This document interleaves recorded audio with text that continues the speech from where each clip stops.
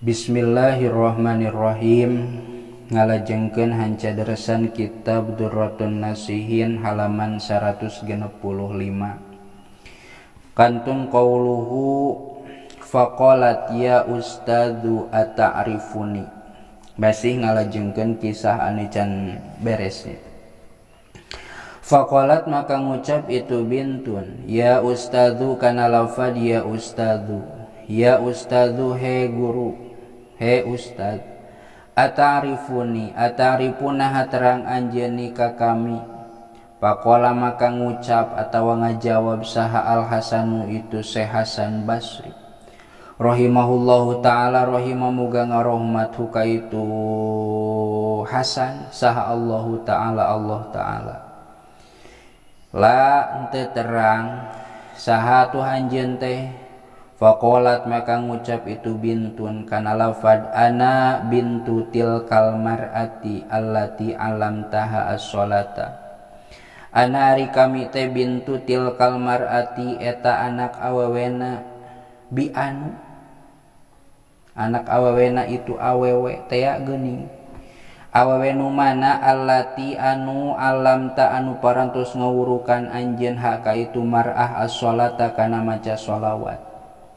Faqala maka ngucap sahal Hasanu Syekh Hasan Basri rahimahullahu ta'ala, rahimamuga ngarohmatu ka itu Syekh Hasan saha Allahu ta'ala, Allah ta'ala.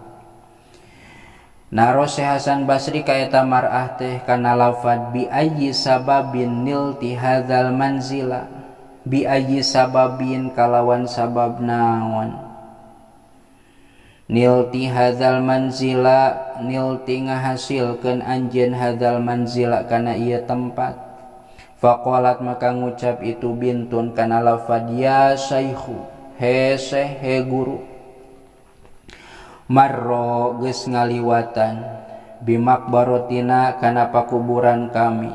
Saha rajulun hiji lalaki, fa shalla tuluy maca sholawat itu rajul ala nabi ka kangjeng nabi alaihi salatu wassalam marrotan kana sabalikan.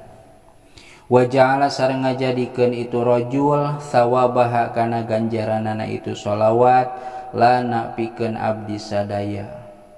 Wa kana sareng bukti fi makbarotina tetep di tempat kuburan abdi sadaya.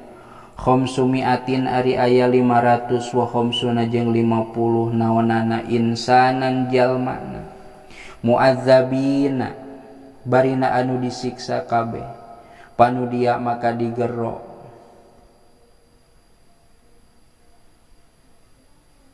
itu insan. Irfa'u anhumul adzaba keheula tingali dina kitab hiji deui bisi salah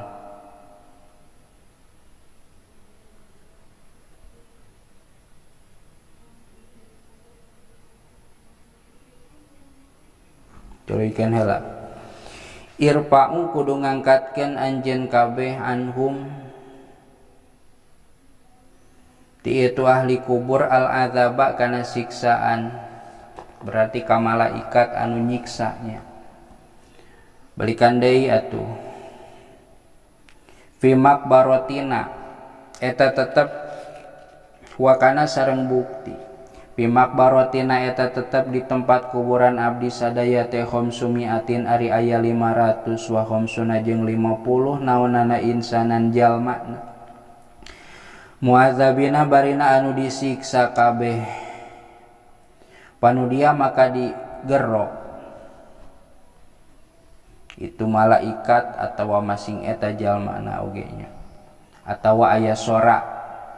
Irfa'u kudu ngangkatkeun aranjeun kabeh anhum ti itu ahli kubur al azaba kana siksaan, leuwih cocokna ka malaikatnya.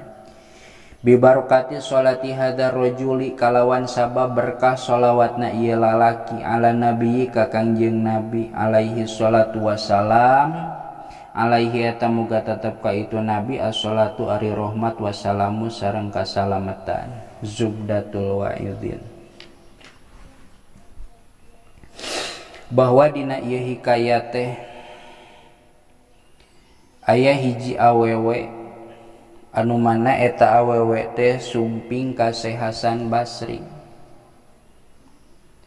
Sabada dugi eta awewe ka Syekh Hasan Basri nyarios eta awewe teh, ya Syekh Hasan akang mun zaman ayeuna mah kuring teh boga budak awewe ngan pedah geus maot. Kacaritakeun budak awewe kuring teh bangkarwara tukang nukang nonggong kana aturan Allah ayeuna geus maot. Da sagoreng-goreng nage eta teh anak abdi hoyong ari ningali mah abdinya. Bahkan penasaran kumaha geus maotna eta pun anak teh. Teras kumaha saur Syekh, ah kuring mah hoyong ningali ka eta anak sanajan aya dina impian. Mugi we anjeun ngawurukan ka kami abdi kedah kumaha supaya abdi ningali ka eta awewe hoyong diwurukan manawi aya amalan-amalan naon anu tiasa abdi supaya tiasa ningali ka usaha ka anak abdi ka anak awewe abdi. Saur eta Syekh Hasan Basri fa'allamaha as-sholata. Geus kieu we atuh mun ceuk bahasa urangnya ari bahasa aslina mah duka kumaha. Kieu we ayeuna mah sok we sing loba maca sholawat, mudah-mudahan Allah ngobul kana kahayang anjeun. Sabada kitu mamulih we eta saha teh eta imroah eta awewe teh ka bumina. Teras ngajalankeun naon nu tos di parentahkeun atawa disangemkeun ku Syekh Hasan Basri maca sholawat eta awewe teh. Dina hiji waktu anjeunna kulem dikersakeun ku Allah anjeunna teh ningali ka eta awewe ningali ka eta budakna. Anu mana dina titinggalian eta teh budakna teh wa alaiha libasun min qatironin, bahwa budakna teh di bajuan bari bajuna tina ter neraka anu kacida panasna. Wa fi unukiha ghalun dina pundukna aya belenggu. Wa fi rijlaiha qaydun dina sukuna diborogod tina neraka. Intina eta budakna teh keur disiksa. Sabada kitu pas taiqodzot nyaring gorenjal hudang eta awewe teh sedih ningali anak keur disiksa. Sabada kitu mah teu ditunda deui, wajaat ilal Hasanil Basri bakiatan, datang deui nyumpingan deui eta awewe ka Syekh Hasan Basri bakiatan barina anu ceuri. Wa wasofat maroathu ceurik bari nyaritakeun akang atawa guru atawa Syekh geuning anak kami teh keur disiksa ayeuna teh, dibejakeun sifatan-sifatan anu ditinggalina tadi. Bahkan fabaka al Hasan wa ashabuhu kangjeng Syekh jeung sahabat-sahabatna da kaleresan seueuran di dinya. Sami ceurik kumaha atuh dangan bisa ngadoakeun wungkul. Sabada kitu mah keun sing sabar we, mudah-mudahan we Allah ngahampura uih eta imroah. Sabada kitu sumamada mudatan gena hiji waktu faro'a al Hasanul Basriyu fil manami annaha fil jannati. Sababara waktos ti eta Syekh Hasan Basri ngimpen bahwa eta anak awewe teh geus aya di surga. Ala saririn wa ala ra'siha tajun yudi uma bainal masyriqi wal maghrib. Syekh Hasan Basri ngimpen aya hiji awewe anu posisina di surga aya dina luhureun ranjang bari sirahna ngangge mahkota. Anu mana eta mahkota teh yudi uma bainal masyriqi wal maghrib, caang mencorong ti masyriq dugi ka maghrib bakatingku caang-caangna, bakatingku mengkilap-mengkilapna. Faqalat ya ustadzu atarifuni, saur eta istri naros ka Syekh Hasan. Ya ustad Syekh atarifuni anjeun terang teh ka kami. Faqala al Hasanu, saur Syekh Hasan teh la teu terang saha kitu anjeun teh. Faqalat ana bintu tilkal mar'ah allati alamtaha as-shalah. anjeun teu terang ka kami teh budakna bi anu, kami teh budakna nyi anu, kami teh budakna awewe anu basa nyuhunkeun diwurukan ka anjeun jeung anjeun ngawurukan kana eta awewe kana sholawat. Meureun nya meureun ieu mah ceuk Syekh Hasan Basri teh, kapan anjeun teh aya dina neraka, kapan anjeun teh disiksa geuning ayeuna ujug-ujug aya di surga. Faqala Al-Hasan rahimahullahu ta'ala bi ayyi sababin nilti hadzal manzil, ku sabab naon, gara-gara naon anjeun ayeuna geuning jadi aya di surga, kapan tadi nama anjeun aya di neraka.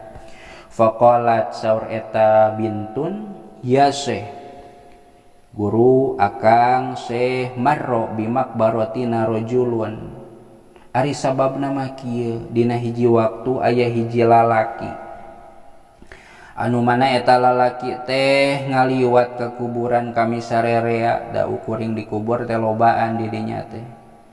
Tuluy pasalla alaihi ala nabi alaihi salatu wassalam marratan, tuluy eta rajul teh maca sholawat sakali. Wa ja'ala thawabaha lana, jeung eta rajul teh naon ngirimkeun atawa ngajadikeun kana ganjaran eta maca sholawat teh keur kami sarerea.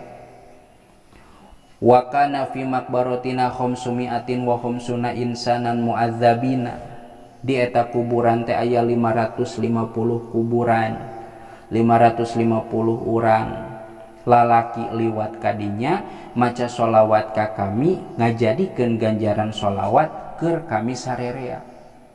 Sabada kitu fanudia irfa'u anhumul adzab bi barkati sholati hadzal rajul ala nabi alaihi salatu wassalam, maka ku barkahna maca sholawat, ku ganjaranana maca sholawat anu ngan sakali, eta ahli makbaroh anu keur disiksa teh jadi asup ka surga gara-gara maca sholawat sakali. Naon intina keur urang? Satepurun-tepuruna usahakeun maca sholawat, terutama nalika zarah dari kemunjungan ke kuburan-kuburan kolot, kuburan-kuburan makbaroh umum, baca sholawat, wusulkeun ganjaranana keur ahli eta kubur.